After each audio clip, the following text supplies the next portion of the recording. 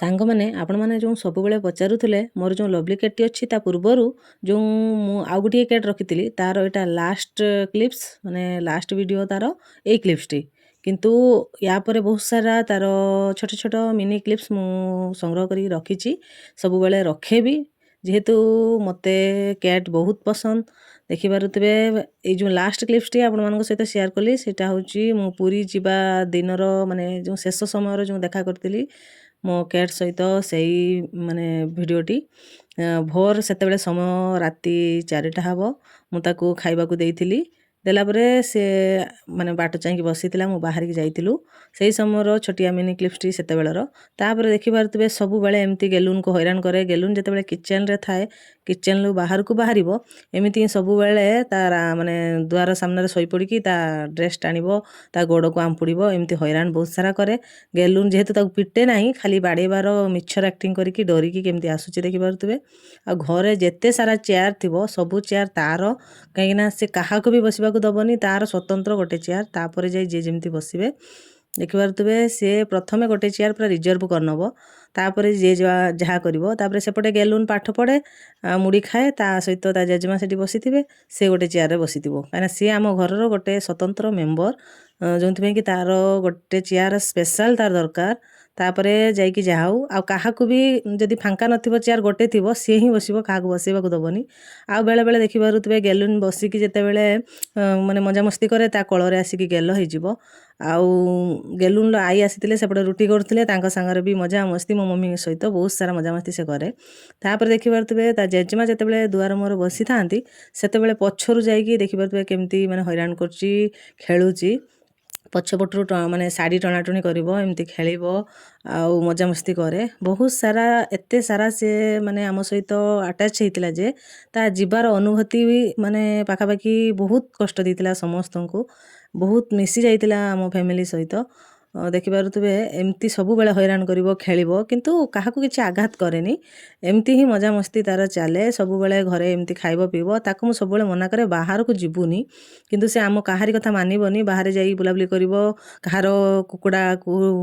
ମାନେ ମାରିବ ଏମିତି ବଦମାସି କରିବ ବୋଲି ବହୁତ ସାରା ମାଡ଼ ଛାଟ ଖାଇକି ବି ଘରକୁ ଫେରେ ମୋତେ କଷ୍ଟ ହୁଏ କ'ଣ କରିବି ଯେହେତୁ ସେ ବାହାରୁ ବୁଲିକି ଅଭ୍ୟାସ ତାର ମୁଁ ତାକୁ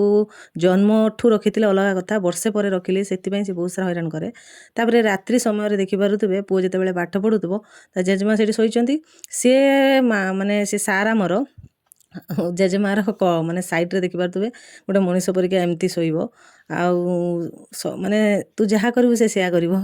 ଆଉ ତାକୁ ଯେତେ ବାହାରକୁ କାଢ଼ିବାକୁ ଚେଷ୍ଟା କଲେ ବି ସେ ଜମାରୁ ବି ଯିବନି ଏମିତି ହିଁ ଆଉ ଯେତେବେଳେ ମୁଁ ଖୋଜୁଥିବି କୁଆଡ଼େ ଗଲା ଘର ଭିତରେ ସାର୍ ଆମର ଚୁପକିନା ଆସିକି ଚେୟାରରେ ଯେଉଁ କପଡ଼ା ଥିବ ତାପରେ ଶୋଇବ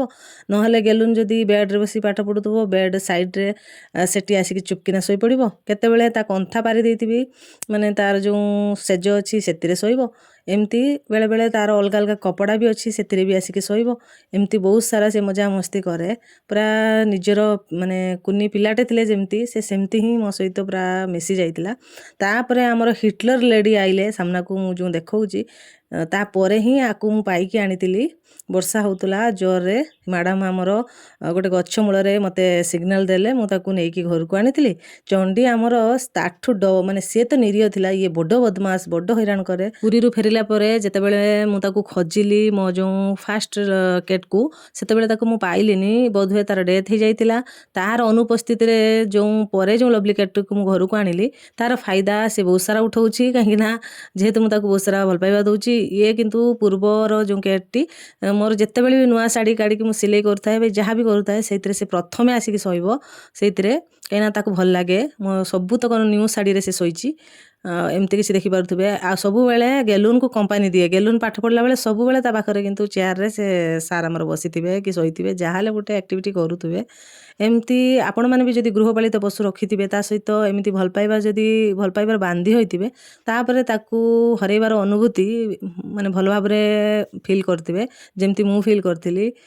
ତାକୁ ଛାଡ଼ିଲା ପରେ ମାନେ ସେ ଯେତେବେଳେ ଡେଥ୍ ହେଇଯାଇଛି ମୁଁ ତ ବିଲିଭ୍ କରିପାରିଲିନି ତାର 1-2 ମାସ ପର୍ଯ୍ୟନ୍ତ ମୋତେ ବହୁତ କଷ୍ଟ ହେଇଥିଲା ବହୁତ କାନ୍ଦିଲି ତାପରେ ଯାଇ ମୋ ଲଭଲି କ୍ୟାଟ୍ ମୋ ସାମ୍ନାକୁ ଆସିଥିଲା ମୁଁ ତାକୁ ନେଇକି ଆସିଲି ତ ସେତେ ଦିନ ପର୍ଯ୍ୟନ୍ତ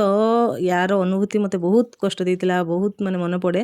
ଏମିତି ସବୁବେଳେ ସେ ଚଙ୍ଗ ଚଙ୍ଗ ହେଉଥିବ, ଘର ସାରା ଘରର ମାହୋଲଟାକୁ ମାନେ ଘରକୁ ଉଠେଇବ ପକେଇବ, ବଦମାସି କରିବ।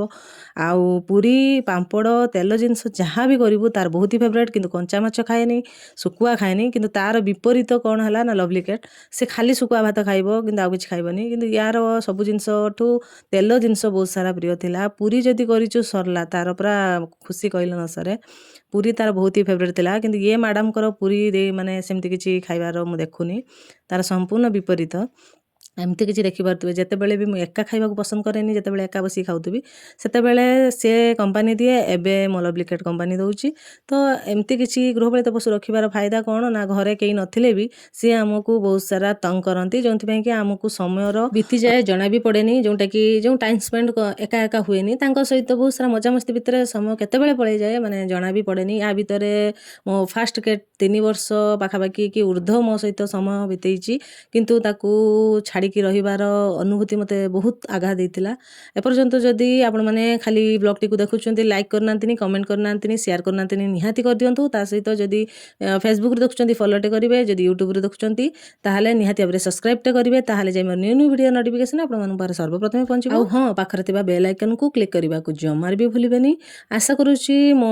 ଫାର୍ଷ୍ଟ ଲଭଲି କ୍ୟାଟ୍ ଆଉ ସେକେଣ୍ଡ ଲଭଲି କ୍ୟାଟ୍କୁ ମୁଁ ଦେଖେଇଛି ଆପଣମାନଙ୍କୁ। କେମିତି କ'ଣ ମାନେ ଆପଣମାନଙ୍କୁ ପସନ୍ଦ ଆସିଲା ନିହାତି କମେଣ୍ଟରେ ଜଣାଇବେ। ଆପଣମାନେ ବି ଘରେ ଡଗି ରଖିଛନ୍ତି ନା କ୍ୟାଟ୍ ରଖିଛନ୍ତି, ନିହାତି ଭାବରେ କମେଣ୍ଟରେ ମେନସନ୍ କରିବେ। ଆଉ କେଉଁଠୁ କେଉଁଠୁ ସବୁ ବ୍ଲଗ୍ଟିକୁ ୱାଚ୍ କରୁଛନ୍ତି ନିହାତି ଭାବରେ ଜଣାଇବେ। ଆପଣଙ୍କ ଅପେକ୍ଷାରେ ରହିଲି। ଆପଣଙ୍କର ପ୍ରିୟ ସନ୍ଧ୍ୟା। ଆଜିର ମିନି ବ୍ଲଗ୍କୁ ଆପଣଙ୍କୁ ବହୁତ ସାରା ସ୍ୱାଗତ। ଜଗନ୍ନାଥଙ୍କ କୃପାରୁ ସମସ୍ତେ ଭଲ ରୁହନ୍ତୁ, ସୁସ୍ଥ ରୁହନ୍ତୁ, ଆରୋଗ୍ୟ ରୁହନ୍ତୁ ଏବଂ ଗୃହପାଳିତ ପଶୁ ନିହାତି ଭାବରେ ଯେକୌଣସି ରଖନ୍ତୁ। ଠେକୁଆ ହେଲା, ଆମର ଯେଉଁ ମୂଷା ହେଲା, କିମ୍ବା କ୍ୟାଟ୍ ହେଲା, କିମ୍ବା ଡଗ୍ ହେଲା। ରହିଲି ସାଙ୍ଗମାନେ, ପ୍ରଣାମ।